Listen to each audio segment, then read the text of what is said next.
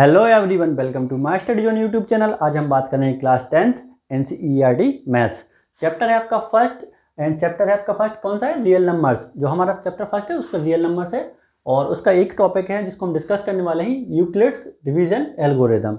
जो Euclid's division algorithm और इसी के साथ में ही यूक्लिड्स डिवीजन लेमा दोनों ही हमें पढ़ने हैं और दोनों ही एक ही चीज़ होते हैं। ये लेमा है आपका, ये एल्गोरिदम है, ठीक है। तो हमें डिस्कस करना है यूक्लिड डिवीजन एल्गोरिदम एंड साथ में लेमा, ठीक है। तो सबसे पहले तो हम इसका मतलब समझेंगे, क्या बात है होती है, क्या होता है कि यूक्लिड्स डिवीजन एल्गोरिदम क्या होता है। पहले तो हम ये समझते हैं और उसके बाद में इसको मैथमेटिक्स में समझेंगे क्या है इसका, मतलब इसका क्या फंडा है, हम उसको समझेंगे। आप प्लीज़ थोड़ा सा पेशेंस रख कर बैठिए और देखिए वीडियो को, आपको सारा कुछ समझ में आ जाएगा। आप देखिए क्या होता है। पहले हम इसका मीनिंग समझते हैं, नेम का मीनिंग क्या होता है वो समझते हैं, ठीक है। तो ये यूक्लिड्स क्या है, ये क्या है, ये कोई नेम है, ठीक है। जो हमारे कुछ मैथमेटिशियन रहे होंगे उनका ये नेम है, ठीक है। और डिवीजन का तो हम मतलब समझते हैं, डिवाइड करना कैसे करते हैं ये तो आप बचपन से ही पढ़ते आ रहे हैं, क्लास फर्स्ट से ही आ रहे हैं। तो ये डिवीजन के लिए कोई नई बात नहीं है। लेकिन अब आती है बात एल्गोरिदम की। एल्गोरिदम एंड इसी के साथ में पढ़ना होता है डिवीजन एल्गोरिदम और लेमा भी हमें पढ़ना होता है। तो इसके लिए हम क्या होंगे, पहले हम एल्गोरिदम का मतलब समझेंगे, उसके बाद लेमा का, ठीक है। तो जो एल्गोरिदम क्या होता है, एल्गोरिदम हम बताते हैं।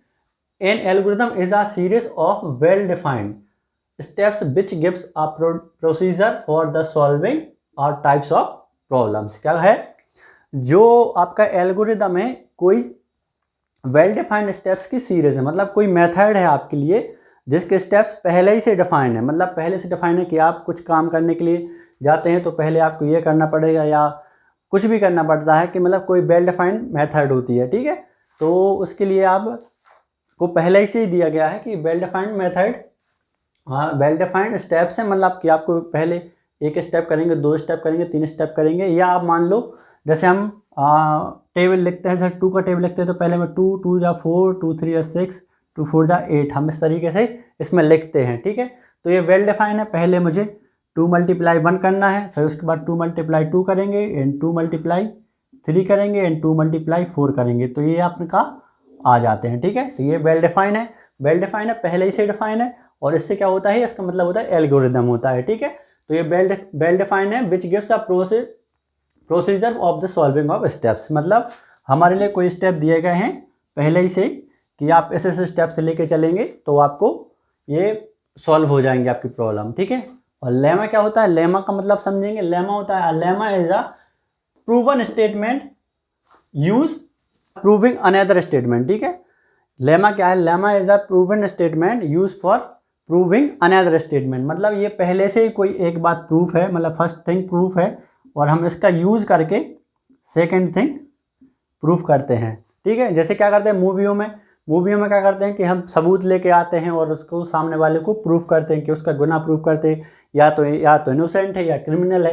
तो क्या सबूत क्या होते हैं, प्रूफ क्या होते हैं, प्रूफ होते हैं ऑलरेडी प्रूविंग है, मतलब वो पहले ही से प्रूफ है इसलिए प्रूविंग है। और उसके लिए क्या होता है, सेकंड क्या करते हैं, वो दूसरे को क्या करते हैं, प्रूफ करते हैं, ठीक है। तो ये हो गया आपका मीनिंग, हो गया आपका क्या हो गया, एल्गोरिदम का मीनिंग हो गया, लेमा का मीनिंग। एल्गोरिदम हम समझ गए, लेमा समझ गए, दोनों एक ही बात है। इसका क्या है, इसका एक होता है प्री डिफाइंड, मतलब स्टैंडर्ड इक्वेशन या स्टैंडर्ड फॉर्मूला, स्टैंडर्ड फॉर्मूला। ये आपका क्या है, स्टैंडर्ड फॉर्मूला क्या है, ये है आपका A = BQ + R, वेयर क्या है, वेयर R क्या है, वेयर R है जो आपका R greater than or equal 0 and less than क्या है B, ठीक है। Greater than or equal 0 and less than B है आपका क्या, ये स्टैंडर्ड फॉर्मूला है। A = BQ + R where R is a greater than or 0 and less than ah B, ठीक है। इसमें क्या है, इसको हम प्रूफ करेंगे क्या होता है, इसको मैथमेटिकली हम देखेंगे कैसे होता है। अभी आप इतना ही होल्ड कीजिए और थोड़ा पेशेंस बना के रखिए। हम इसमें क्या होंगे, अभी इसमें हम आपको प्रो कर देंगे, प्रो मैक्स हो जाएंगे आप इसमें, ठीक है। तो इसको मैं थोड़ा सा रफ कर दे रहा हूँ, ये वाला स्टेटमेंट इधर लिखूंगा। आपको आई होप आपको समझ में आया हो। ये क्या है, एल्गोरिदम है, पहले से वेल डिफाइंड सीरीज है जो हमारे लिए एक प्रोसीजर बता दी है कि आपको प्रॉब्लम कैसे सॉल्व करना है। लेमा क्या होती है, लेमा क्या है, पहले ही से प्रूफ है कोई बात, उसी के बात को बेस में रख के हम दूसरी कोई स्टेटमेंट को हम प्रूव कर सकते हैं। ठीक है, तो इसको हम समझते हैं। थोड़ा सा होल्ड कीजिए, मैं इसको रब कर देता हूँ, तो इसके बाद देखते हैं।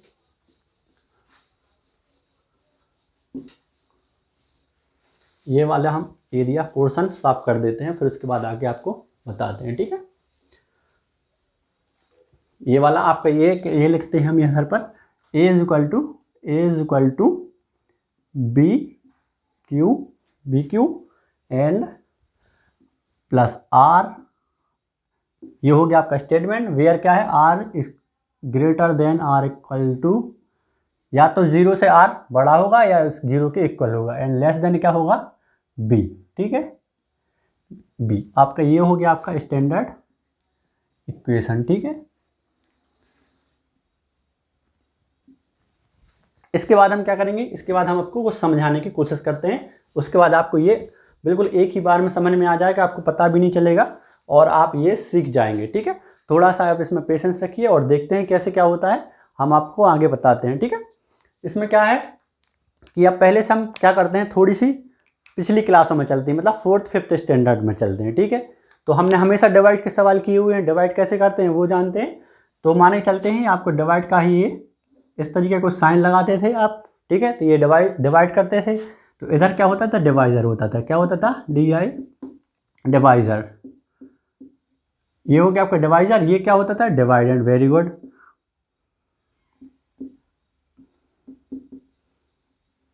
ये हो गया आपका डिवाइडेंड। इधर क्या होता था, डिवाइजर से हम जो टेबल पढ़ के इधर पे आता था उसका कुछ रिजल्ट आता था। ठीक है, तो ये क्या हो गया आपका क्यूसेंट हो गया। ठीक है, ये क्यूसेंट हो गया। और इधर आपका कुछ अगर बचता था तो ये क्या होता था, रिमाइंडर। या तो कुछ बचता था या इधर पर आता आपका 0। ठीक है, ये तो हो गया आपको, ये डिवाइजर, ये डिवाइडमेंट, ये क्यूसेंट, ये रिमाइंडर। ठीक है, जो रिमाइंडर है ये आर है। ठीक है, रिमाइंडर ही आर है। ठीक है, डिवाइजर और डिवाइडेंट में आपको बताता हूँ। ठीक है, ये क्यू क्या है, ये क्यूसेंट है। ठीक है, ये रिमाइंडर आर है और ये क्यूसेंट क्या है, क्यू है। ठीक है, इसके आगे मैं कुछ आपको बताता हूँ। ये मान लेते हैं, इसको मैं रब कर देता हूँ, बोर्ड हो रहा है इधर पर। मान के चलते एक छोटा सा एग्जाम्पल लेकर चलते हैं हम आपको, बिल्कुल छोटा सा, कि इधर पर मैं लिखता हूँ आपको 27। ठीक है, ये हो गया 27। इसको क्या करना है, इसको डिवाइड करना है 5 से। ठीक है, तो हम 5 का टेबल पढ़ेंगे कि 27 तक हमें कुछ चाहिए। ठीक है, तो 5 27 से ज़्यादा ना हो, ये तो सब जानते हैं, डिवाइड करते हैं। तो 5 5 जा 25, ये हो गया आपका 25। ठीक है, 25 को माइनस करेंगे, इसमें से बचेगा कितना, 2। ये तो आ गया 2, 5 से छोटा है, अब तो कुछ बचेगा नहीं, तो ये रिमाइंडर हो गया। क्या हो गया, ये रिमाइंडर हो गया। ये हो गया आपका रिमाइंडर। ये आपका क्या होगा, ये क्वोशिएंट हो गया। ये हो गया आपका डिवाइजर। ठीक है, डिवाइजर हो गया आपका। ठीक है, ये डिवाइडेंट हो गया। अब आप देखिए ये 27 है। 27 को हम कैसे लिख सकते हैं, ये 27 को इस तरीके से लिख सकते हैं। 27 को इस तरीके से लिखेंगे मैथमेटिकली, जो डिवाइड के लिए होता है। मैथमेटिकली क्या होता है, 27 5, ये अपना 5 था, मल्टीप्लाई करेंगे कितने से, जो रिजल्ट आया 5 से। ठीक है, और इसमें प्लस कर देंगे कितना, 2। ठीक है, 2 क्या कर देंगे प्लस, क्योंकि रिमाइंडर था। तो 27 इज इक्वल टू 5 मल्टीप्लाई 5 देख सकते हैं कैसे, ये तो हम पहले से ही जानते हैं, क्योंकि ये हम डिवाइड पहले से 5 5 जा 25 एंड प्लस 2, ये हो जाएगा आपका 27। तो 27 इज इक्वल टू 27 आ गया। ये था डिवाइड का बेसिक फंडा। ठीक है, तो आप ध्यान से देखिए, ये वाला जो नंबर है आपका, ये वाला 27। ठीक है, 27 क्या है, इधर पर ए है, मतलब ए का वैल्यू कितना है, 27। ठीक है, हमें क्या करना है, यूक्लिड्स डिवीजन एल्गोरिथम को हम सॉल्व करने जा रहे हैं। इसमें आप इसको हम आपके कॉन्सेप्ट क्लियर जाने। 27 क्या है, ए है, ए इक्वल टू 27। ठीक है, इधर बी क्या है, बी है डिवाइजर। बी का वैल्यू क्या रखा है, डिवाइजर।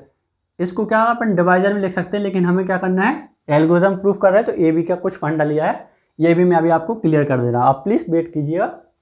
तो बी इज इक्वल टू आएगा कितना, 5, क्योंकि हमने इसमें डिवाइड किया है 5 से। एंड अपना क्वेश्चन कितना आया, ये भी 5 था, तो ये हो गया अपना 5। ठीक है, अभी रिमाइंडर कितना बच रहा था, रिमाइंडर आ रहा था अपना 2, तो प्लस आ गया आपका 2, R is equal to reminder, तो ये 2 हो गया।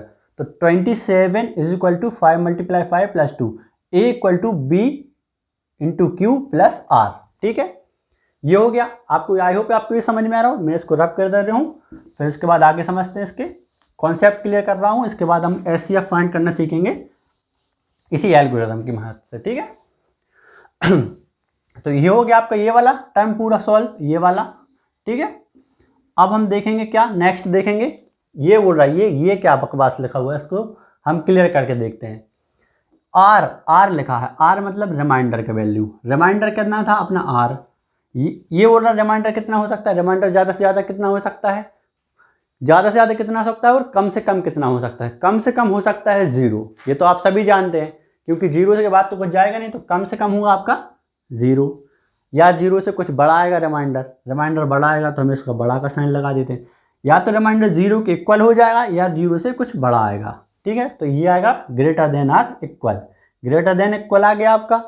या तो रिमाइंडर 0 होगा डिवाइड में, या तो डिवाइड करते हैं, या तो रिमाइंडर आएगा आपका 0, या फिर कुछ आएगा 1 2 3 4। लेकिन जिस जो डिवाइजर है मतलब इसके इक्वल नहीं आएगा, इसके इक्वल नहीं आएगा, ना इससे ज़्यादा आएगा। यदि इसके इक्वल आ गया, डिवाइजर के इक्वल आएगा, तो क्या होगा, एक बार और डिवाइड कर सकते हैं हम। मान के चलिए इधर पर 5 आ गया, इधर पर हमने कुछ नंबर लिया इधर पर, और इधर पर रिमाइंडर बचा 5, तो ये रिमाइंडर थोड़ी है, 5 बन जाए 5 बन जाए 5, एक बार और चला जाएगा। मान के चलिए इधर कुछ x बार हमने दिया होगा, तो 5 बन जाए 5 इधर हो जाएगा, और रिमाइंडर आ जाएगा आपका 0।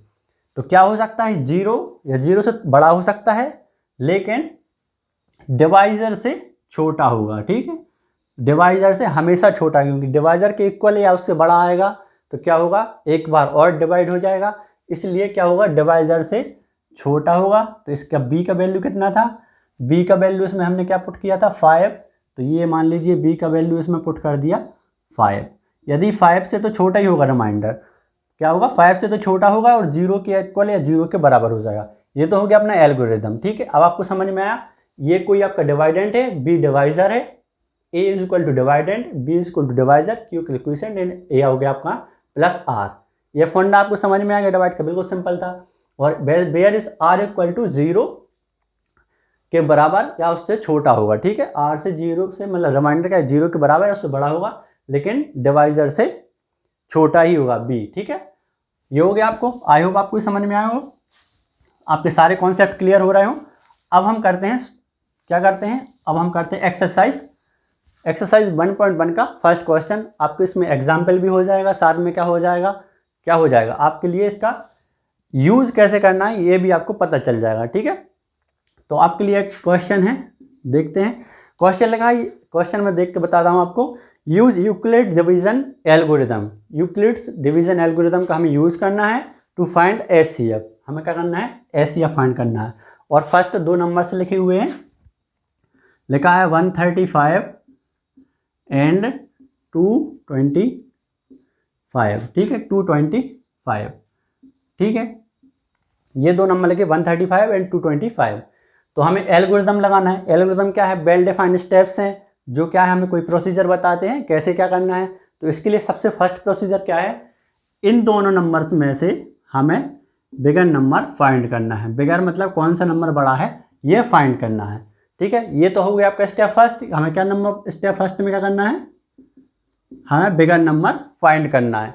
क्यों करना है ये मैं आपको बता दूँ, ये कोई नहीं बताएगा आपको। इसलिए करना है क्यों बिगर नंबर फाइंड, क्योंकि उसको बनाएंगे हम क्या, डिवाइडेंट बनाएंगे। डिवाइडेंट बनाएंगे मतलब उसको लिखेंगे अंदर 225। डिवाइडेंट, जब डिवाइडेंट बड़ा होगा डिवाइजर से तभी तो वो डिवाइड होगा, समझ रहे हैं आप। तो इसको हम बनाएंगे डिवाइडेंट। डिवाइडेंट बनाने के लिए क्या करना पड़ता है, हमें बिगर नंबर फाइंड करना पड़ता है। 135 तो छोटा नंबर है इससे, ये अंदर लिख देंगे। मान के चलो इधर लिख दिया मैंने, ए लिख दिया, 135 इधर लिख दिया 135, और 225 से बोल दें आपको डिवाइड करने, क्या होगा, क्या नहीं होगा, क्योंकि ये डेसिमल में चला जाएगा। ठीक है, तो क्या करेंगे 135 को 225 को डिवाइड करेंगे 135 से। ठीक है, अब हम क्या करते हैं, 135 की टेबल तो आती नहीं है, तो इसका हम सिंपली मल्टीप्लाई कर लेके देख लेंगे रफ में। ठीक है, रफ में करेंगे 135 2 जा कर देंगे। ठीक है, क्योंकि ये तो बन जा तो है ही, तो 135 टू जा कितना हो जाए, 5 टू जा 10, इधर जाएगा 1, 3 टू जा 6 7, ये हो जाएगा आपका 0, 2 टू जा 1, ठीक है, 2 1 जा 2, तो ये होगा 270। इधर तो लिखा है 225, लेकिन ये तो 270 हो रहा, तो इसका मतलब ये है कि 30 का इसमें हो जाएगा 1 टाइम जाएगा, ठीक है, 35 जा 1 टाइम जाएगा, ठीक है, तो इधर हो जाएगा आपका 135, ठीक है। अब इसको हम क्या करेंगे, माइनस करेंगे, माइनस करने पे क्या होगा, इधर पे हो जाएगा 5 0 0, और 12 में से 3 माइनस करेंगे तो कितना आ जाएगा, इधर पे 9, और ये हो जाएगा आपका कैंसिल, तो ये होगा आपका 90, ठीक है, ये हो गया आपका 90, ठीक है। अब हम क्या करेंगे, इसको इधर स्टेप 1 में हमने कर लिया, तो इसको लिखेंगे हम इधर पे कितना लिखेंगे, 225 is equal to 135 multiply 1, and reminder कितना आ रहा था आपका 90 क्यों रिमाइंडर आ रहा था, क्योंकि ये आपका हो रहा था 135 से छोटा, ठीक है, ये हो गया। एक स्टेप में हमने ये कर लिया। अब हम क्या करेंगे, नेक्स्ट स्टेप सॉल्व करेंगे। नेक्स्ट स्टेप सॉल्व करने के लिए हम देखेंगे, अब इसमें ये वाला हम इसको छोड़ देंगे। अब हमें चाहिए, इसमें रिमाइंडर बच रहा था ना, इसको हम बना लेंगे डिवाइडेंड, एंड ये आ जाएगा आपका डिवाइजर अगेन, ठीक है। तो सेकंड स्टेप में क्या करेंगे, हो गया फर्स्ट स्टेप, आप सेकंड स्टेप में देखेंगे, सेकंड स्टेप सेकंड, ठीक है। तो इधर आ जाएगा आपका 135 एंड ये आ जाएगा आपका 90, ठीक है। तो 90 2 जा 180, ये बड़ा हो रहा है, इसको क्या करेंगे, हम इसे फिर से 1 से करेंगे, ये आ जाएगा आपका 90, ठीक है। अब क्या हो जाएगा आपके इसमें, अब क्या हो जाएगा, 135 में से 90 माइनस होगा तो ये आ जाएगा 5, ये आ जाएगा 4 और ये 0, मतलब 45 आपका आ जाएगा क्या, रिमाइंडर आर आ जाएगा, ठीक है। तो स्टेप क्या करेंगे, हम एल्गोरिदम के हिसाब से जमा रहे हैं। पहले हमने 225 को ए लिया, बी इज इक्वल टू 135 लिया, डिवाइड करने पर 135 को क्या आता है, क्यूसेंट Q1 लिया, एंड आर इक्वल टू 0 आ गया, सॉरी 90 आ गया। नेक्स्ट स्टेप में क्या किया हमने, डिवाइजर मतलब ए इज इक्वल टू 135 लिया, बी इज इक्वल टू क्या लेंगे 90, मतलब ये डिवाइजर है, ये डिवाइडेंट है, ठीक है। तो इधर लिखेंगे 135 इक्वल टू 90 मल्टीप्लाई 1 प्लस 45 आपका है रिमाइंडर, ये हो गया आपका स्टेप सेकंड। अब हम क्या करेंगे, नेक्स्ट स्टेप में हमें तब तक करना है जब तक कि रिमाइंडर 0 ना आ जाए। ये प्रोसेस हमें कब तक करनी है, जब तक कि रिमाइंडर 0 ना आ जाए। अब हम क्या करेंगे, 135 को यहीं छोड़ देंगे। अब हमें चाहिए 90 बी इक्वल टू एंड ये रिमाइंडर जो बचा वो, ठीक है। तो हम थर्ड स्टेप करेंगे, इधर पे लिखेंगे स्टेप थर्ड करेंगे, ठीक है। स्टेप थर्ड में क्या करेंगे, हम 90 लेंगे, हम ए इज इक्वल टू 90 को डिवाइड करेंगे किससे, जो रिमाइंडर आया है, तो 90 और इधर पे आएगा 45, तो 45 बन जा 45 टू जा 90, तो 2 टाइम आ गया, ये हो गया आपका 90, और रिमाइंडर क्या आया आपका 0, हमें यही तो चाहिए था रिमाइंडर 0, ठीक है। तो क्या आएगा, इसके लिखें 45 मल्टीप्लाई बाई 2 एंड रिमाइंडर में प्लस का 0 हो गया आपका, ये हो गया आपकी सॉल्व। तो ये हो गया आपका, जहाँ पर रिमाइंडर 0 हो गया और जिस चीज़ से हमने डिवाइड किया है, मतलब हमने जिस टाइम हम लास्ट टाइम हमने जिस चीज़ से डिवाइड किया है, मतलब जो भी नंबर से हमने लास्ट टाइम डिवाइड किया है, वो क्या होगा आपका HCF, क्या होगा HCF। लास्ट टाइम हमने जिस डिवाइड किया है वो होगा HCF। इस बार हमने 45 से डिवाइड किया था 90 को, इसलिए आपका हो गया HCF 45। सिमिलर इसमें क्या करना है, हमें सॉल्व करना है, उसको हम फिर से एल्गोरिथम से रिलेट करके देखेंगे कैसे आएगा। रिलेट करने पर A is equal to 90, B equal to क्या है 45, question Q equal to 45 multiply 2 is equal to 90 आ जाएगा। 90 आ जाएगा तो रिमाइंडर की वैल्यू कितनी होगी 0। वेयर क्या हो सकता है, रिमाइंडर क्या हो सकता है, या तो 0 हो सकता है या B से कम हो सकता है, मतलब रिमाइंडर या तो 0 होगा या 45 से कम होगा। आई होप आपको ये समझ में आया हो। प्लीज़ समझ में आया हो तो वीडियो को लाइक कीजिएगा, चैनल को सब्सक्राइब कीजिएगा। Thank you.